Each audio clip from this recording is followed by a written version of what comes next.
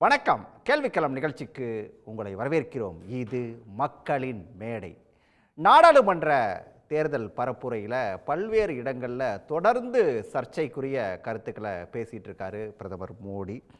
அதில் சமீபத்தில் அவர் பேசின விஷயம் அப்படிங்கிறது இந்தியா கூட்டணி அப்படிங்கிறது ஆட்சி அமைந்தது அப்படின்னு சொன்னால் புல்ட்ரோசரை கொண்டு ராமர் கோயிலை இடிச்சிருவாங்க அப்படிங்கிற ஒரு குற்றச்சாட்டை முன் வச்சார்.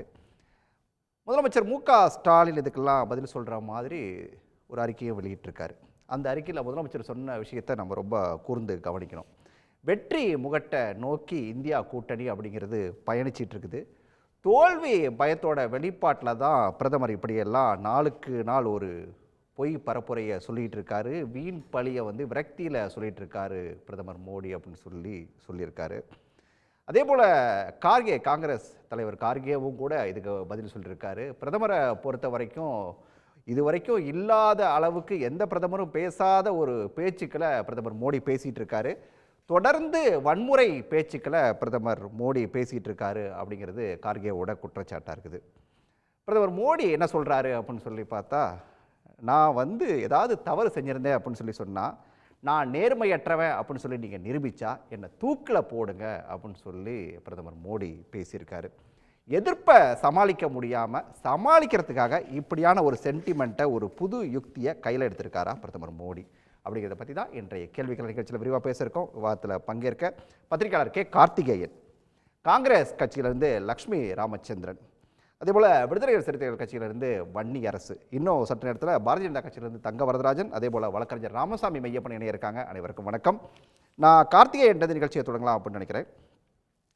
பிரதமர் பேசின பேச்சை கேட்டிருப்பீங்க. நான் ஏதாவது தப்பு செஞ்சுருந்தேன், நான் ஒரு நேர்மையற்றவன் அப்படின்னு சொல்லி நீங்கள் உணர்ந்தால் நீங்கள் நிரூபித்தா என்னை தூக்கில் போடுங்க அப்படின்னு சொல்லிட்டு சென்டிமெண்ட்டாக பேசியிருக்காரு. எப்படி இதை பார்க்குறீங்க? ரொம்ப வேடிக்கையாக தான் இருக்குது.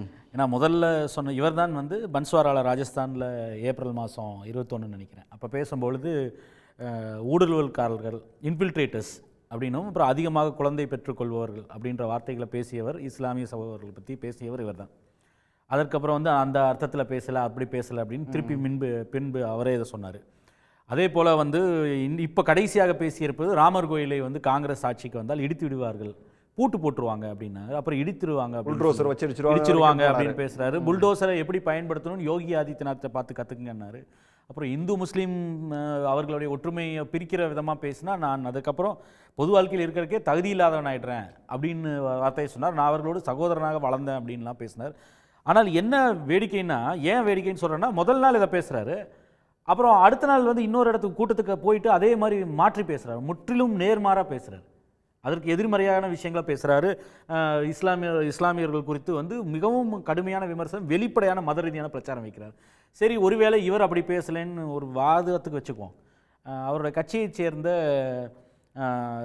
யோகி ஆதித்யநாத்தும் அமித்ஷாவும் வெளிப்படையாக இன்னும் சில உறுப்பினர், அந்த கட்சியினுடைய நிர்வாகிகள், குறிப்பாக அங்கே இருக்கக்கூடிய வேட்பாளர்களாக இருக்கக்கூடிய ஒரு பாஜக சேர்ந்தவர் வெளிப்படையாக இதை விட மோசமான மத துவேஷம் கலந்த விஷயத்தை பிரச்சாரத்தில் பேசுகிறாங்க. அப்போ அது குறித்தெல்லாம் உங்கள் பார்வை என்ன? சரி, நீங்கள் பேசியிருந்தால் தூக்கில் போடணும். அப்போ உங்கள் கட்சி, நீங்கள் பிரதமர் வேட்பாளர், கட்சிக்கினுடைய நீங்கள் சொல்கிறது தான் கட்சியே. அப்போது அந்த கட்சியில் இருக்கக்கூடிய மித்தவர்கள் பேசக்கூடியதற்கெல்லாம் என்ன பதில்? அதற்கு என்ன நடவடிக்கை எடுத்திருக்கீங்க? யோகி ஆதித்யநாத் இப்போ பேசுகிறார், நேற்று பேசியிருக்கார் அவர். இது இந்து முஸ்லீம் குறித்து மிகவும் மோசமான கருத்துக்கள், நம்ம இங்கே சொல்ல முடியாத விஷயங்கள்லாம் பேசுகிறார். அப்போ அது குறித்து உங்களுடைய விமர்சனம் என்ன? இல்லை அது குறித்து உங்களுடைய பார்வை என்ன? உண்மையிலேயே நீங்கள் இந்து முஸ்லீம் பிரிவினையே இல்லை அவர்கள் மத தேசம் குறித்து உங்களுடைய பார்வை நீங்கள் மத நிலநலத்துக்கான ஆள் அப்படின்னா அவங்க பேசுகிறதெல்லாம் நீங்கள் ஒழுங்குபடுத்தி இருக்கணும் இல்லையா? அதையும் செய்யலை.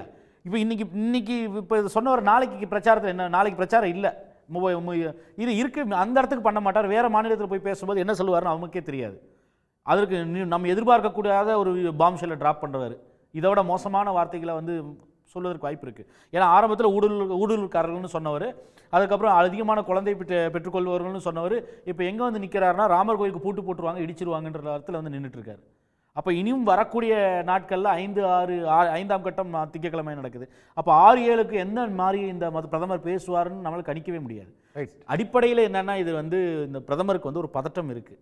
அவர் எதை பேசுவது அப்படின்றதுல ஒரு குழப்ப நிலையில் இருக்கார். ஆரம்பத்தில் அவர்களுக்கு இந்த ராமர் கோயில் கை கொடுக்கணும் என்று எதிர்பார்த்தார்கள். ஆனால் உத்தரப்பிரதேசத்திலேருந்தே வரக்கூடிய செய்திகள் என்னவா இருக்குன்னா, ஜனவரி மாதம் வந்து அந்த ராமர் கோயில் குடமுழுக்கிற்கு ஆர்எஸ்எஸ்காரர்கள் வீடு வீடாக சென்று மக்களை வந்து அழைத்து வந்து அதற்கு ராமரும் சரி இல்லை அயோத்தி குறித்தும் சரி இல்லை பிரதமர் குறித்து பிரச்சாரம் செய்வதற்கு ரொம்ப தீவிரமாக வேலை செய்த ஆர்எஸ்எஸ்காரர்களும் பாஜகவினரும் இன்னைக்கு களத்திலே இல்லைன்றாங்க. அங்கே இருக்கக்கூடிய செய்திகளாகவே வருது. ஆர்எஸ்எஸ்காரர்களே வந்து ஒரு ஆர்வம் காட்டலைன்னு அங்கே பன்னா பிரமுக்குன்னு சொல்லுவாங்க. அந்த பூத் லெவலில் இருக்கக்கூடிய நபர்கள் பாஜகவிற்கு அவர்கள் வீடு வீடாக சென்று வாக்காளர்கள் அழைத்துட்டு வருவாங்க. ஆனால் இந்த மாதிரி யாருமே வரல, எங்களோட வாக்களிக்க சொல்லி கேட்கவே இல்லைன்றாங்க.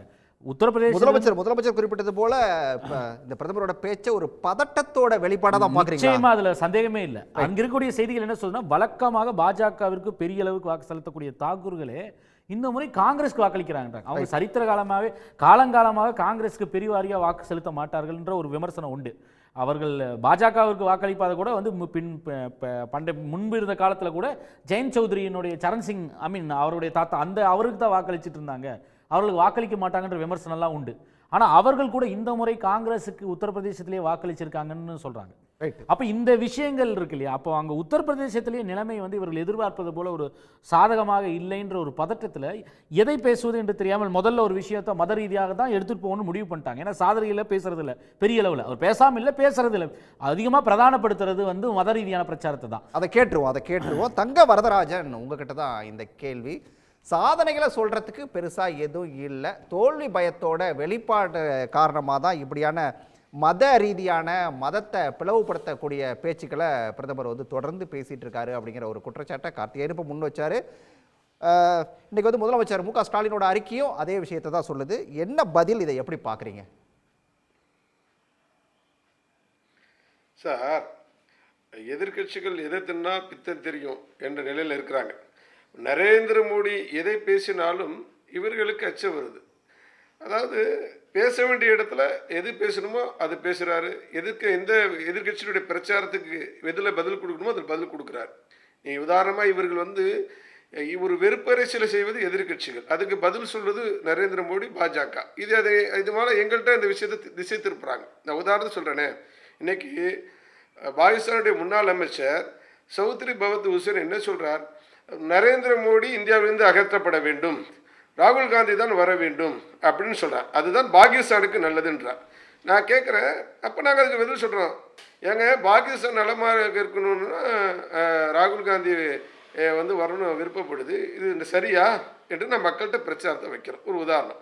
அதே போல் நான் அடுத்தது நீங்கள் இதில் உடனே நீங்கள் மதத்தை போட்டு தான் நீங்கள் தான் ஒரு குற்றச்சாட்டு வைக்கிறீங்க. நாங்கள் என்ன சொல்கிறோம், அடுத்தது நீங்கள் வந்து ஆக்கிரமிப்பு காஷ்மீர் அது வந்து இந்தியாவோட ஒருங்கிணைந்த பகுதி மரியாதைக்குரிய பாதுகாப்புத்துறை அமைச்சர் ராஜ்நாத் சிங் அவர் சொல்கிறார். ஃபரூக் அப்துல்லா சொல்கிறார், தேவையில்லாமல் பாகிஸ்தான்கிட்ட பிரச்சனை வேணாம், பாகிஸ்தான் ஒன்றும் வளையல் எழுதி வைக்கல அப்படின்னு சொல்கிறார். அப்போ நரேந்திர மோடி அவர்களோ எங்களுடைய கட்சி தலைவர்களோ நீங்கள் வேண்டாம் பயப்படலாம் பாகிஸ்தானுக்கு, நாங்கள் பயப்பட வேண்டிய அவசியம் கிடையாது, வேணா வளையலை நாங்கள் அனுப்புவோம், அணிந்து கொள்ளட்டும் அப்படின்னு பதில் சொல்கிறோம். இதில் வந்து இதை நீங்கள் வந்து மத ரீதியாக ஒப்பிட்டு பார்க்குறீங்க. அதே போல் இவர் என்ன சொல்கிறார், மணிசங்கர் ஐயர், பாகிஸ்தானோட மோதல் போக்கு வச்சுக்காதீங்க, அவங்க அணுகுண்டு வச்சிருக்கிறாங்க அப்படின்னு சொல்கிறார். அதுக்கு யோகி என்ன சொல்கிறார், நீங்கள் அணுகுண்டு வச்சுருந்தா நாங்கள் என்ன அணுகுண்டு வந்து ஃப்ரிட்ஜிலே வச்சுருன்னு கேட்டார். ஸோ இது போன்ற கருத்துக்களுக்கு நாங்கள் பதில் சொல்லிட்டு தான் சார் இருக்கிறோம். இதை நீங்கள் மத ரீதியாக ஒப்பிடுவது எந்த வகையிலும் சரி கிடையாது. சகோதரர் சொன்னார், நாங்கள் புல்டோஸ் இடிச்சிடுவோம் போவோம் அப்படின்ற மாதிரிலாம் சொல்கிறீங்க. நான் என்ன கேட்குறேன்னா, நேற்று முன்தினம் நீங்கள் வந்து கெஜ்ரிவால் அவர்களும் இவரும் வந்து பத்திரிகையாளர் சந்திப்பு நடத்தியிருப்பாங்க, நீ பார்த்துருப்பீங்க. அகிலேஷ் யாதவ் அங்கே கேட்குறாங்க, அகிலேஷ் ராமர் ஆலயத்தை வந்து பாஜக சொன்னபடி நீதிமன்ற தீர்ப்பின் வாயிலாக நிறைவேற்றி விட்டது, அதை பற்றி உங்களுடைய கருத்து என்னன்னு கேட்குறாங்க.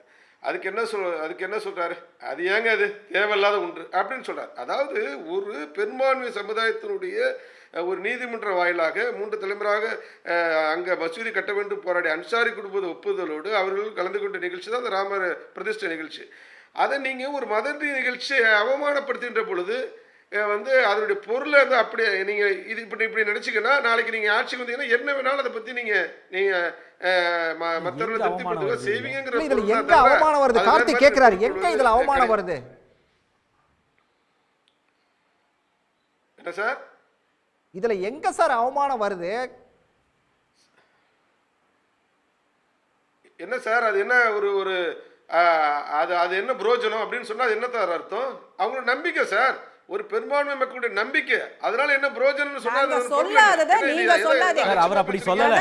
அவர் வந்து மக்களுக்கு சொல்லாத ஒரு விஷயத்தை சொல்ல வேண்டாம்.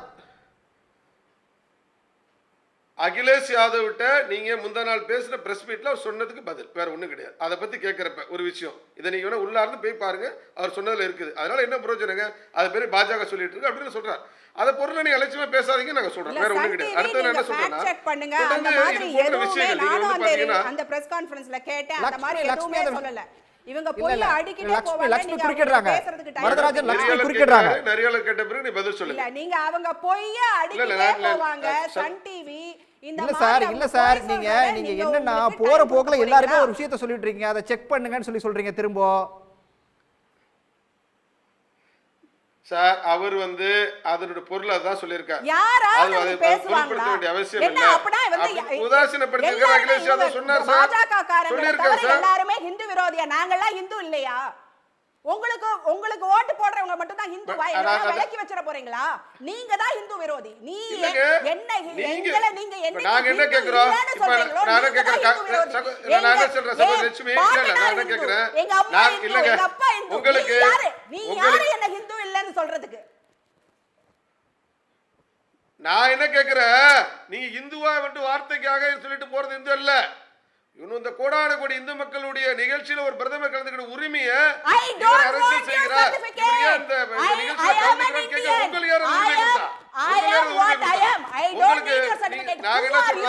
நீங்க யாரு எனக்கு சர்டிபிகேட் கொடுக்கிறதுக்கு? இதனாலேயே மக்கள் உங்களை வெறுப்பாங்க. எல்லாரும் ஓட்டு போடாதவங்க எல்லாம் ஹிந்து விரோதின்னு சொல்றீங்க இல்லையா? அதனாலேயே உங்களுக்கு ஓட்டு விடாது. காங்கிரஸ் இந்து விரோதி, இந்து விரோதி. நீ வாக்கு வங்கி அரசியலுக்காக ரேகா கேரா இன்னைக்கு செல்லுபடி ஆகாது. ஏன்னா நீங்க போய் சொல்ல இல்ல சகோதரி லட்சுமி, நான் கேக்குற பதில் சொல்லுங்க. நீங்க ரேகா கேரா போனாங்கல்ல, எத்தனையோ யூடியூபர்ஸ் ரேகா கேரா ஆலயத்து போனாங்களோ காங்கிரஸ் கட்சி, உங்களுடைய நிர்வாகி தானே, அவரை நீங்க துன்புறுத்தீங்களா இல்லையா? அவர் அவமதித்தீங்களா இல்லையா? அவர் வெளியே பேட்டி கொடுத்தாரா இல்லையா? ராமர்கள் செய்து குற்றமாங்க, நான் ஒரு காங்கிரஸ் கட்சியில இருந்தேன், நான் ஒரு இந்துங்கிற முறை ராமலயத்துக்கு போனேன், இல்ல காங்கிரஸ் கட்சி இல்லையா? அப்ப உங்களுக்கு நோக்கம் நீ இந்து பேர்ல சொல்லிட முடியாது, பேர்ல சொல்ல முடியாது. இந்து மதத்துக்கு உண்மையான கொடுக்குறீங்க நீங்க, அதுதான்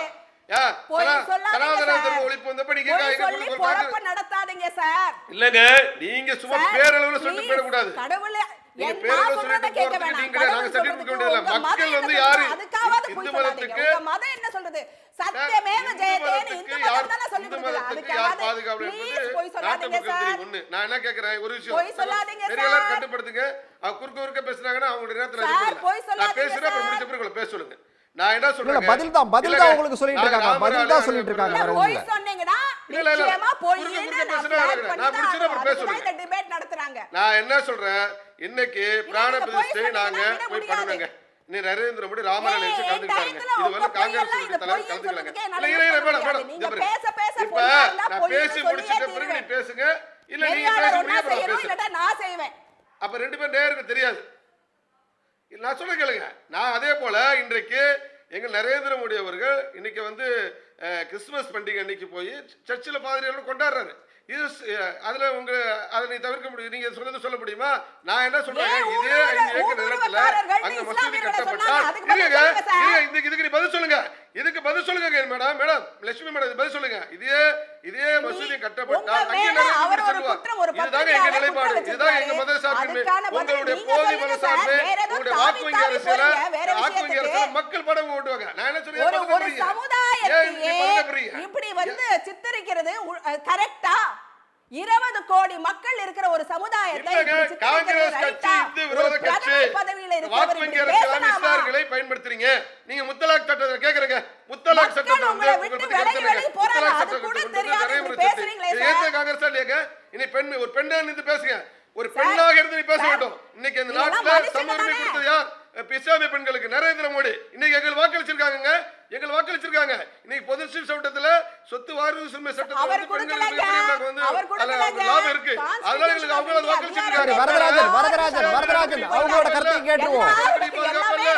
யாருக்கு பாதுகாப்பு இல்ல, பிஆர் அம்பேத்கர் பாதுகாப்பு இல்ல, அதனால உங்களுடைய இஸ்லாமியர்கள் நம்ப மாட்டாங்க, இந்துக்கள் நம்ப மாட்டாங்க. அதை நீங்க தேர்தல் சரி வரதராஜன் அவங்க லட்சுமியோட கருத்தை கேட்டுருவோம். லட்சுமி இந்து விரோத கட்சி அப்படிங்கிற ஒரு முத்திரையை குத்துறாரு காங்கிரஸ் மேல. பேசுறாங்க, இன்னும் அவர் தான பேசுறாங்க. சரி 4 விஷயம் பண்றாரு பிரதமர் அவர்கள். ஒண்ணு வந்து பொய்யான பிரச்சாரம் பண்றாரு. ஃபர்ஸ்ட் எதுல தொடங்கினாரு? முதல்ல சொன்னாரு காங்கிரஸோட மேனிஃபெஸ்டோ வந்து முஸ்லீம் லீகோட மேனிஃபெஸ்டோ மாதிரி இருக்கு அப்படின்னு தொடங்கினாரு. இன்னைக்கு வேற ஒரு விஷயம். இன்னைக்கு என்ன சொல்றாரு? அது மாவோயிஸ்ட் மேனிஃபெஸ்டோ மாதிரி இருக்கு. ஏன்னா எல்லாம் உங்களோட எருமாட்டை புடுங்கி கொடுக்க போறாங்களாம், இஸ்லாமியர்களுக்கு கொடுக்க போறாங்களா, உங்களோட தாலியை புடுங்கி இஸ்லாமியர்களுக்கு பிடிக்கும். ஒரு பிரதமர் பேசுற பேச்சா இப்படி பொய்களை சொல்றாரு. ரெண்டாவது விஷயம் என்ன சொல்றாரு? அவர் வந்து டிஃப்ளெக்ட் பண்றாரு, திசை திருப்புறாரு, கவனத்தை திசை திருப்புறாரு. மக்கள் பிரச்சனையை நாங்க கேட்கிறோம், என்னங்க இப்படி வேலை வாய்ப்பு பிரச்சனை இவ்வளோ பெரிய பிரச்சனைமா பூதாகாரமா இருக்கு, இளைஞர்கள்லாம் படிச்சுட்டு ஐஐடியில படிச்ச இளைஞர்களுக்கு வேலை வாய்ப்பு கிடைக்க மாட்டேங்குது, இதுக்கு என்னங்க சொல்யூஷன் அப்படின்னு கேட்கிறோம். நாங்க சொல்றோம், நாங்க 30 லட்சம் இளைஞர்களுக்கு உடனடியாக பதவிக்கு வந்த உடனேயே எந்தெந்த இடத்துலலாம் அரசாங்க வேலைகள் காலியா இருக்கோ அதுல இருந்து தொடங்க போறோம் அப்படின்னு நாங்க ஒரு விஷயத்தை ஒரு கருத்தை எடுத்து வைக்கிறோம். அதுக்கெல்லாம் பதில் சொல்லவே மாட்டேங்குது. மக்களோட கவனத்தை திசை திருப்புறதுக்காகவே லட்சுமி ஒரே ஒரு குறுக்கீடு தான். அவர் பிரதமர் ஒரு கணக்கு சொல்லிருக்காரு இல்ல, கடந்த 7 வருஷத்துல 6 கோடி பேருக்கு வேலை கொடுத்திருக்கோம்னு சொல்லி ஒரு கணக்கு சொல்றாரு. அதை எப்படி எடுத்துக்கிறது அப்போ?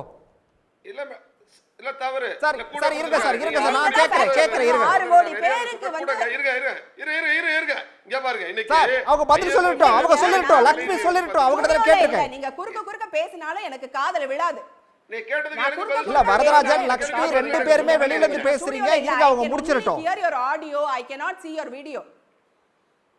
சரி லட்சுமி, ஒவ்வொரு விஷயத்தையும் டிஃப்ளெக்ட் பண்றாரு.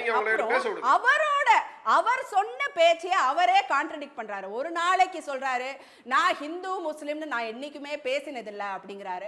அடுத்த நாள் ஒரு மேடையில வந்து அவரே அதே பேச்சை எடுக்கிறாரு. இந்த காங்கிரஸ் மட்டும் வந்ததுன்னா கோவில வந்து புல்டோசர் போட்டு இடிச்சிருவாங்க. இதெல்லாம் ஒரு பிரதமர் பேசுற பேச்சாங்க?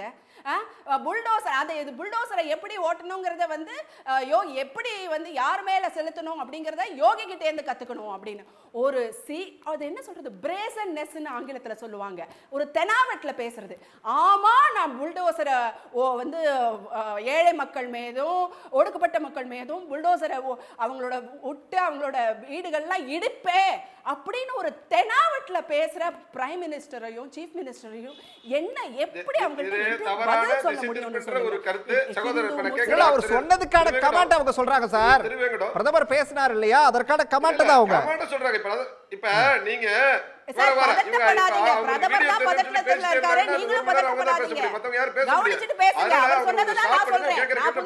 எல்லாரும் ஒரே நேரத்துல பேச கேட்காது. வரதராஜன் முடிச்சிட்டு உங்ககிட்ட வரேன். சரி வர இருங்க அவங்க முடிச்சிட்டு வந்துடுறேன். எல்லார்ட்டையும் ஒரு ரவுண்ட் போயிட்டு வரணும்ல, வரேன். இல்ல அந்த இவ்ளோ ஒரு பிரேசன் முக்கியமான கேள்வி கேட்டா முக்கியமான கேள்வி பதில் சொல்றேன். 10 விஷயத்துல அப்புறம் பதில் சொல்றேன். முக்கியமான வேலை என்பதை பத்தி கேக்குறப்ப நாங்க சொல்றோம். நாங்க பிரச்சாரத்துல நடந்த பிரச்சாரத்துல நாங்க 40 நிமிஷம் பேசணும். 10 ஆண்டு சாதனை சார் அவங்க முடிச்சிட்டோம் IMF கொடுத்த 10 ஆண்டு சாதனைகளை அவரையே சார் மேடையில போய் பேச மாட்டேங்கிறாரு. மக்களுக்கு என்ன செய்ய போறாரு? அவங்களோட மேனிஃபெஸ்டோவை பத்தி ஒரு வார்த்தை பேசலையே. காங்கிரஸ் நீங்க காதுல வாங்கல நீங்க மக்கள் திசை திருப்பீங்க. 40 என்ன இருக்குன்னா ஒரே ஒரு வார்த்தை தான் சொல்லுவாங்க, விக்சித் பாரத்னு. இதே விகாஸ் வச்சுதானே நீங்க 2014ல பதவிக்கு வந்தீங்க. 10 வருஷம் அப்புறம் ஒண்ணும் பண்ணாம அதே ஸ்லோகனை விகாஸ்ங்கிறத மாத்தி விக்சித் பாரத்னு சொல்லி இன்னொரு அந்த ஸ்லோகனே வேற மாதிரி ஒரு அவதார் கொடுத்து அதே ஸ்லோகனை வச்சு இன்னொரு 2047 வரைக்கும் டைம் கேக்குறாரு. எதை எடுத்தாலும் போய் என்னன்னா வந்து இந்த ஃப்ரீ பஸ் 60 ஆண்டுகள் சீரழித்த நாட்டை 10 ஆண்டுகள் என்ன மாதிரி பண்ணிருக்கோம். 60 ஆண்டுகள் சீரழித்த ஏன் சார் ஃப்ரீ பஸ்ங்கிறது காங்கிரஸ் நாட்டை வரதராஜன் பதிலுக்கு பதில் பேசிட்டே இருந்தா இல்ல பதிலுக்கு பதில் பேசிட்டே இருந்தா எதுவுமே கேட்காது. முடிச்சிட்டோம் மட்டும் தான் இருக்கு தமிழ்நாட்டுல. ராமசாமி உங்களோட பார்வை வரேன். வெறுப்பு பேச்சு ஒரு பிரதமர் இப்படியா பேசுறது அப்படிங்கிற கேள்வியை முன் வச்சாங்க லக்ஷ்மி. பாரத மன்னருக்கும் தமிழ் மக்களுக்கும் முதற்கண் வணக்கம். என்ன லக்ஷ்மி அவர்கள் மறந்து விட்டாங்கன்னா 2004 அவர்கள் 2014 அவர்கள் ஆட்சியிலிருந்து வரும்போது கிட்டத்தட்ட 12% மேலே கவர்மெண்ட் ஜாப்ஸ் வேக்கண்டாக இருந்தது. அவர்கள் ஆட்சியில் இருக்கும்போது எந்த வேலையும் செய்ய மாட்டாங்க. 65 ஆண்டுகள் அவர்கள் ஆட்சியில் இருந்திருக்காங்க மத்தியில். அப்போ 65 ஆண்டுகள் அவர்களோட சாதனைகள் என்ன, அவர்கள் என்ன செயல்பாடு இருந்தது, மக்களோட நிலைமை எவ்வாறு மாறி இருக்கிறது அப்படின்னு பார்த்தா இன்னைக்கு அடுத்த 10 ஆண்டுகளில் என்ன மாதிரி முன்னேற்சி வேலைகளை செய்ய வேண்டும் அப்படின்னு நம்ம பார்க்க முடியும். அவர்கள் வந்து 65 ஆண்டுகளாக பின்னோக்கி கொண்டு போய் மக்களுக்கு எதிரான ஒரு ஆட்சியாக நடத்திட்டு இன்னைக்கு ஒரு சமூகத்துக்கு எதிராக பேசுகிறார் அப்படின்னு தவறான குற்றச்சாட்டுகள்லாம் அவர்கள் வைக்க முடியும். அவங்க டேட்டா, அவங்களோட டேட்டா, அவங்க கவர்மெண்ட் டிக்ளேர் பண்ண டேட்டா, அவங்க எலெக்ஷன் போது கொடுத்த டேட்டா, 18% அவங்க வேகன்சியோட அவங்க வெளில வந்தாங்க சென்ட்ரல் கவர்மெண்ட்ல இருந்து. 18% வேகன்சி வந்து ஒருத்தங்க மெயின்டைன் பண்ணிட்டே இருப்பாங்களா? 18% மெயின்டைன் பண்ணல. ஒரு 7 வருஷமா அவங்க ரெக்ரூட்டே பண்ணாத டிபார்ட்மெண்ட் சென்ட்ரல் மினிஸ்ட்ரிஸ்லாம் இருந்துச்சு. அப்போ அவர்கள் அந்த மாதிரி இருந்துட்டு இன்னைக்கு அவங்க ஒரு வாக்கு கொடுத்தா அந்த வாக்கை எப்படி நம்ப முடியும்? இவர்கள் வந்து பல லஞ்ச ஊழல்கள் வழக்குகளில் இன்னைக்கும் மாட்டிட்டு இருக்காங்க. நேஷனல் ஹெரால்டு வழக்காக இருக்கட்டும், இல்லை அன்னைக்கு போஃபர்ஸாக இருக்கட்டும், இல்லை 2Gயாக இருக்கட்டும், CWG ஸ்கேமாக இருக்கட்டும், இல்லை கோல்கேட்டாக இருக்கட்டும், எல்லாத்துலேயுமே வந்து சுப்ரீம் கோர்ட்டை ரீஅலோகேட் பண்ணணும் அப்படின்ற உத்தரவு போட்டிருக்கு. ஸோ அந்த வழிமுறையும் தவறு, செய்த முறையும் தவறு, கொடுத்த அரசாங்கம் கொண்டு வந்த பணமும் தவறு அப்படின்னு உச்சநீதிமன்றம் சொல்லியிருக்கு. அந்த மாதிரி இருந்த ஒரு ஆட்சியை, அந்த மாதிரி இருந்த ஆட்சியாளர்களை மக்கள் நம்ப முடியாது அப்படின்ற உண்மையை தான் இன்னைக்கு வந்து பிரதமர் வந்து மக்கள்கிட்ட கொண்டு போய் சேர்க்கிறார். அப்படி சொன்னா அவர்கள் வந்து பதட்டம் அப்படின்றாங்க. தவறு செய்தவர்களை தவறு செய்திருக்கிறார்கள், என்ன தவறு செய்தார்கள் சொல்ல வேண்டியது தேர்தல் நேரத்தில் தேவை. அதை பிரதமர் சரியான நேரத்தில் சொல்லி இருக்கிறார். அதை பார்த்தா இவங்களுக்கு பயம். இதுல முதலமைச்சர் ஸ்டாலின் அவர்கள் வந்து யூபியில் பேசும்போது இவர் வந்து பிரதமர் இந்த மாதிரி பேசுறாரு, அது பதட்டத்தில் பேசுறாரு, பொய் சொல்றாரு அப்படின்றாங்க.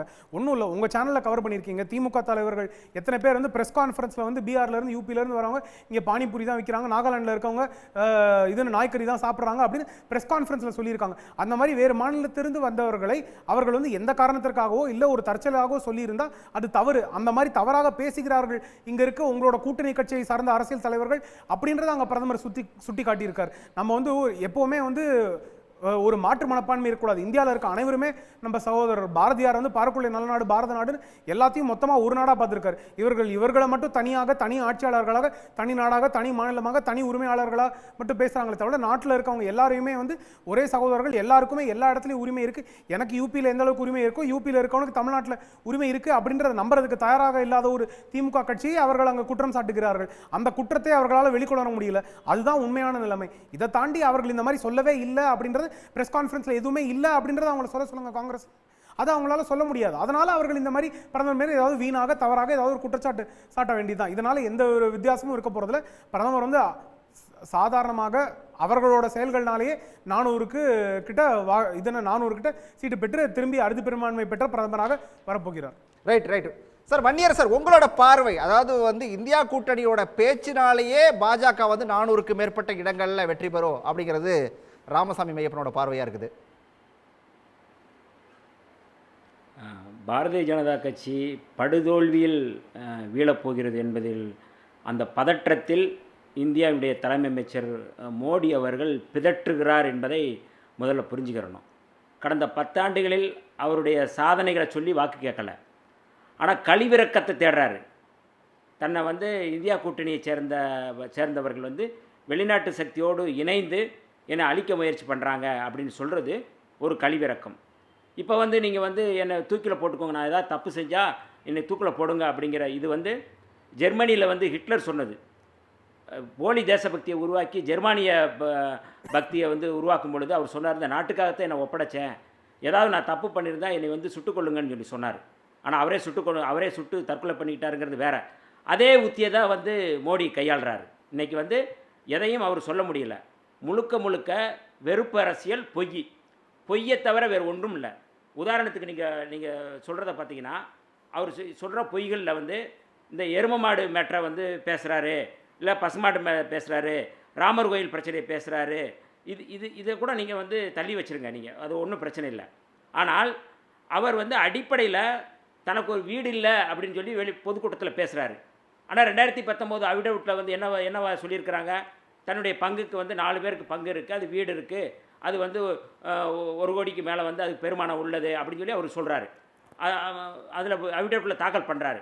அப்போ இதுக்கு வந்து குறைஞ்சபட்சம் ஒரு பொதுமக்கள்கிட்ட நான் தவறாக சொல்லிட்டேன், இந்த மாதிரி நான் வந்து மன்னிப்பு கேட்டுக்கிறேன்னு கூட அவர் சொல்லலை. தனக்கு வீடு இல்லை அப்படிங்கிற ஒரு செய்தியை எவ்வளோ வந்து பூதாகரமாக சொல்கிறார். இந்த மக்களுக்கு வந்து நான் வந்து உழைக்கிறேன், எனக்கு வீடு இல்லை அப்படின்னு சொல்கிறது வெளியில் பேசுகிறாரு. ஆனால் அவர் 2019 வாரணாசியில் போட்டியிடும் பொழுது அவர் வந்து அது அவிடவுட்டில் தாக்கல் பண்ணுறாரு, எனக்கு வீடு இருக்குன்னு பதிவு பண்ணுறாரு, அவருடைய சகோதரர்களுக்கு இருக்குது, எனக்கு அதில் பங்கு இருக்குன்னு சொல்லி சொல்கிறாரு. அப்போ ஒவ்வொரு செய்தியும் அவர் வந்து ஒரு இந்தியாவினுடைய ஒரு தலைமை அமைச்சராக இருக்கக்கூடிய மோடி அவர்கள் பொய்யை மட்டுமே சொல்கிறாரு. இப்போ எருமை மாடு வந்து ஒரு எருமை மாட்டை பிடிங்கிடுவார்னா என்ன நோக்கத்தில் அவர் சொல்கிறாரு? எருமை மாட்டை பிடுங்கி வந்து நீங்கள் வேறு யாராவது பார்ப்பனர்கிட்ட கொடுக்க போகிறாங்களா? பிற்படுத்தப்பட்ட மக்கள் மத்தியிலே ஒரு பதற்றத்தை உருவாக்குவது. நீங்கள் வந்து இவங்க வந்து இந்துக்களுக்காக பேசலை, மோடி அவர்கள் இந்துக்களுக்காக பேசலை, பார்ப்பனர்களுக்காக பேசுகிறாரு. இங்கே இருக்கிற சத்திரிய இந்துக்களுக்காகவோ வைசிய இந்துக்களுக்காகவோ சூத்திர இந்துக்களுக்காகவோ இன்றைக்கி வந்து இடஒதுக்கீட்டை காலி பண்ணிட்டு இருக்கிறாங்க, அதை பற்றி அவர் பேசலை. அந்த இந்துக்களுக்காக அவர் பேசலை, அவர் பார்ப்பன இந்துக்களுக்காக பேசுகிறாரு, பார்ப்பனர்களுடைய நலனுக்காக அவர் பேசுகிறாரு ஒழிய அதில் ஒன்றுமே இல்லை. நீங்கள் ஊடுருவல்காரர்கள் யாரை சொல்கிறாரு? இந்தியாவினுடைய குடிமக்களை சொல்கிறாரு. இந்தியாவில் வந்து நீங்கள் வந்து பாரத் மாதா கி ஜே அப்படின்னு சொல்லி சொன்னால் அந்த கொடியை வடிவமைத்தவர் யார்? இஸ்லாமியர். ஆனால் நீங்கள் அப்படிப்பட்டவங்களை வந்து நீங்கள் வந்து முழுக்க வந்து ஊடுருவல்காரர்கள்னு சொல்கிறீங்க இஸ்லாமியர்களை. புரட்சியாளர் அம்பேத்கர் யாருக்கு கொடுத்த அரசியலமைப்பு சட்டத்தின் அடிப்படையில் இஸ்லாமியர்கள், கிறிஸ்தவர்கள், சிறுபான்மை மக்கள் பாதுகாக்கப்படணும்னு சொல்லியிருக்கு. ஆனால் நீங்கள் அவர்களை வந்து அச்சுறுத்துறீங்க, தொடர்ச்சியாக நீங்கள் அச்சுறுத்துறீங்க. அதில் வந்து கொஞ்சம் கூட ஏதாவது உண்மை இருக்கணும். ஏதாவது நீங்கள் வந்து 2020 நீங்கள் பாருங்களேன், 2020 சிஏஏ இருங்க ஒரு நிமிஷம் இருங்க. சிஏஏ குடியுரிமை திருத்த சட்டத்துக்கு எதிராக சொந்த நாட்டு மக்கள் போராடுறாங்க 2020.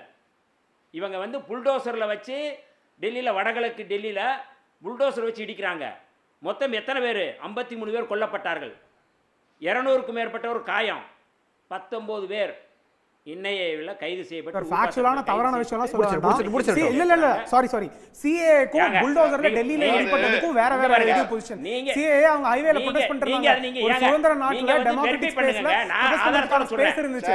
புல்டோசர்ல இருந்து வயலேஷன்ல இருந்து அதே மாதிரி மெட்ராஸ்ல நிறைய ஃபேக்சுவலான தவறான விஷயங்கள். நான் சொல்லி முடிக்கிறேன், சரியான விஷயங்களை சொல்லுங்க. கையை ரைஸ் பண்றாங்க, ஃபேக்சுவலா தவறான விஷயம். எதுக்குமே சம்பந்தம் இல்ல. சொல்லி முடிக்கிற அமைதியா இருங்க. அமைதியா இருங்க. ரெண்டு பேரும் பேசிட்டீங்க, எப்படி நான் சொல்ல வேணாமா? ஏங்க முழங்கால் நான் பேசுறேன் இருங்க, நான் பேசுறேங்க. அதாவது என்ன எப்படி விடணும்ங்கறத யூபி சீஃப் மினிஸ்டர் சாகின் பார்க் லட்சுமி வன்னியரசு முடிச்சிரட்டும். சாகின் பார்க்ல போராடியவர்கள் யாரு? இன்னைக்கு எஃப்ஐஆர்ல இருக்கு. மொத்தம் வந்து 19 பேர் என்ஐஏல கைது செய்யப்பட்டிருக்கிறாங்க. வீடுகள் இடிக்கப்பட்டது, வடகிழக்கு தில்லியில் வீடுகள் இடிக்கப்பட்டது, பள்ளிவாசல் இடிக்கப்பட்டது. எங்களுடைய தலைவர் எழுச்சி தமிழர் அவர்களும் அறிஞர் ரவிக்குமார் அவர்களும் 2 பேரும் நேரடியாக அந்த பகுதியில் பார்த்து புல்டோசரில் எவ்வளோ வீடுகள் இடிக்கப்பட்டது, எத்தனை பள்ளிவாசல் இடிக்கப்பட்டதுங்கிறத நாங்கள் அறிக்கை கொடுத்துருக்கோம், போய் பாருங்கள். அப்படி இல்லைன்னா வழக்கு போடுங்க, நாங்கள் வழக்கை சந்திக்கிறோம். இதில் வந்து ரொம்ப முக்கியமாக என்னென்னா, போராடிய மக்களை, சொந்த நாட்டு மக்களை, போராடியவர்களை அவர்கள் படுகொலை செய்கிறாங்க. ஒன்று. ரெண்டாவது, 2019 வந்து பீமா கோரேகான் வழக்கில் கைது செய்யப்பட்டவங்க மொத்தம் 16 பேர். அதில் புரட்சியாளர் அம்பேத்கருடைய பேரன் அவர் கைது. அதே போல புரட்சியாளர் அம்பேத்கருடைய இன்னொரு பேரன் மிலிந்த் டெல்டும்டே அவரை சுட்டுக் கொள்றாங்க. ஒரு தலித்தை சுட்டுக் கொள்கின்ற புரட்சியாளர் அம்பேத்கருடைய சொந்த பேரனை சுட்டுக் கொன்ற ஒரு அரசு தான் பாஜக அரசு. இவங்க வந்து பேசுறாங்க, நாங்க தலித் இந்துக்களுக்காக போராடுறோம், மற்ற இந்துக்களுக்காக போராடுறோம் சொல்றாங்க. தலித்துகளை படுகொலை செய்து தலித்துகளுக்கு வந்து ஒட்டுமொத்த வாழ்வாதாரத்தை அளிக்கின்ற ஒரு கட்சி பாரதிய ஜனதா கட்சி. மோடி அவர்கள் வந்து இன்னைக்கு வந்து ஒட்டுமொத்தமா வந்து யாருக்காக பேசுறாரு? எந்த இந்துக்களுக்காக பேசுறாரு? தலித் இந்துக்களுக்காக பேசுறாரா? எந்த இந்துக்களுக்காக பேசுறீங்க? தன்னுடைய பதவி சுகத்துக்காக தன்னுடைய 2 அதுக்காக நீங்க போராடுனீங்களாங்க? பல முறை உங்களுக்கு சொல்லியாச்சு சார். போராடுறவர் நீங்க அந்த கூட்டணியில வெளியே இருக்கீங்க இல்லையா? உண்மையாக நீங்க தலித் பாதுகாவலர் என்று சொன்னால் விடுதலை சிறுத்தைகள் திமுக அதை பத்தி நீங்க பேசாதீங்க. நீங்க தலித்துகளுக்காக நீங்க போராடிக்கிற ஒரு செய்தியை சொல்லுங்க. எங்க தலைவர் மரியாதைக்குரிய அண்ணாமலை அவர்கள் அவர் கடுமையான கண்டன அறிக்கை கொடுத்த பிறகு எங்களுடைய குழுதான், எங்களுடைய பொதுச் செயலாளர் என்ன கிழிச்சு எரிஞ்சிட்டாருங்க. நீங்க அண்ணாமலை என்ன கிழிச்சாரு? நீ கிழிச்சா சொல்லுங்க சார். நீங்க அண்ணாமலை என்ன கிழிச்சாருன்னு சொல்லுங்க. 1 வருஷம் நடவடிக்கை எடுக்க சொல்லி அந்த கூட்டத்தில் கேட்டதுக்கு பதில் சொல்லுங்க. வேங்க வயலுக்காக நீங்க போராடுனீங்களா? வேங்க வயலுக்காக நீங்க போராடுனீங்களா? சார், வேங்க வயலுக்காக போராடுனீங்களா? வேங்க வயல்ல ஏற்பாடு செய்த மலத்தை திணித்த அந்த சாதியவாதிகளுக்கு ஆதரவா இருந்தது பாஜக. கிராம மக்களை சந்திச்ச பிறகுதான் நீங்க அதன் பிறகு நீ போராட்டம் பேருக்கு போன்ற இடத்துல கேட்டீங்க 1.5 வருஷம் இப்ப என்ன பண்ண போறீங்க 1.5 வருஷம் நான் கேட்டது பதில் சொல்லுங்க மணியரசு அவர்களே நான் கேட்டது அண்ணாமலையோ பாஜகவை சேர்ந்த யாராவது வேங்கவேலுக்காக போராட்டம் நடத்திருக்கீங்க வரதராஜன் மணியரசு ரெண்டு பேரும் ஒரே இடத்துல வேண்டாம் எங்களுக்கு கேட்கல எங்களுக்கு எதுவும் கேட்கல ஒரு செய்தி வரேன் மணியரசன் திமுக இன்னைக்கு வரைக்கும் ஒருத்தர் பேர் அங்க ஒரே ஒரு கேள்வி நீங்க உங்களுக்கு நாங்க எங்க சப்போர்ட் பண்ண மாட்டோம் ஏதாவது பேசிட்டு இருக்காதீங்க இருங்க ராஜா திருவேங்கடம் நான் ஒரு செய்தி சொல்றேன் இவங்க பத்தி இந்துக்களுக்காக பேசுறாங்கல்ல இந்துக்களுக்காக நாங்க போராடுறோம் இந்துக்களுக்காக பேசுறோம் தீவெட்டிப்பட்டியில ஒரு இந்துக்கள் தலித்துகள் இந்துக்கள் தானே அவங்க கோயிலுக்குள்ள போறாங்க இன்னொரு இந்து தடுக்கிறாங்க எங்கே போயிட்டாங்க பாரதிய ஜனதா கட்சிக்காரங்க நாங்கள் இந்துக்களுக்காக போராடணும்னு பீத்துக்கிறாங்கல்ல மேல் பாதியில் வந்து இந்துக்கள் தலித்துகள் வந்து இந்துக்கள் தான் கோயிலுக்குள்ளே போக வராங்க திரௌபதி அம்மன் கோயிலுக்குள்ளே போகிறதுக்கு உரிமை இருக்குன்னு சொல்கிறாங்க கச்சாரன்சியில் வந்து அவங்களுக்கு உரிமை இருக்குது அரசியலமைப்பு சட்டப்படி இருக்குது சட்டத்தின் அடிப்படையில் உள்ளே போகலான்றாங்க ஆனால் இன்னொரு இந்துக்கள் வந்து தடுக்கிறாங்க இவங்க எந்த இந்துக்களுக்கு ஆதரவாக இருக்கிறாங்க சொல்லுங்கள் எந்த இந்துக்களுக்கு ஆதரவாக இருக்கிற பார்ப்பனர்களுக்கு மட்டும் பார்ப்பனர்களுடைய நலனுக்காக பார்ப்பனர்களை எடுபடியாக மோடி தொடர்ச்சியாக செயல்படுறாரு எந்த இந்துக்களுக்காக நீங்க செயல்படுறீங்க சொல்லுங்க உங்களுடைய பழைய பொய்யை நான் கேக்குறேன் தீவெட்டிப்பட்டிக்காக நீங்க ஏதாவது பேசியிருக்கீங்களா தீவெட்டிப்பட்டிக்காக நீங்க போராடி இருக்கீங்களா தீவெட்டிப்பட்டி குறித்து ஏதாவது கருத்து சொல்லிருக்கீங்களா கண்டன அறிக்கை கொடுத்திருக்கீங்களா ஏதாவது நீங்க சொல்லிருக்கீங்களா ஒரு கருத்து சொல்லுங்க நான் கேட்டதுக்கு பதில் சொல்லுங்க கேட்டதுக்கு பதில் சொல்ல உங்களுக்கு வக்கு இல்ல துணிச்சல் இல்ல நீங்க ஏதோ பேசிட்டு இருக்கீங்க இன்னைக்கு நான் கேட்டது தீவெட்டிப்பட்டில உங்களுடைய கருத்து இல்லங்க கோயில் இந்துக்களுக்காக நீங்க போராடுறீங்க சார் நான் சொல்றேன் சார் இந்துக்களுக்காக தான் போராடுறீங்க சார் ஏங்க இந்துக்களுக்காக நீங்க போராடுறீங்கன்னு சொல்றீங்களே எந்த இந்துக்களுக்காக நீங்க போராடுறீங்கன்னு சொல்லுங்க எல்லாரும் சமமா பாவிக்கிறோம் யார் செய்தாலும் வன்மையா கண்டிக்கிறோம்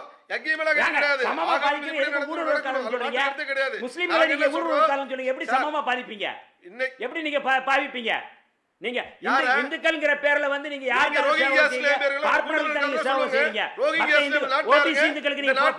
மக்களுக்கு தேவையான போராடுறீங்களா ஏத்துக்கல பங்களாதேஷ் ஏத்துக்கல நீங்க அங்க இருந்து ஊடுருவல் இங்க வந்து எந்த வித உரிமையும் உள்ள வருவாங்களா அவர்களுக்கு இந்த நாடு அடைக்கல் கொடுக்க அவசியம் என்ன அப்படி ஒரு அவசியம் கிடையாது சார் அந்த ஊடுருவல்களை அனுமதிக்க முடியாது இந்த நாட்டை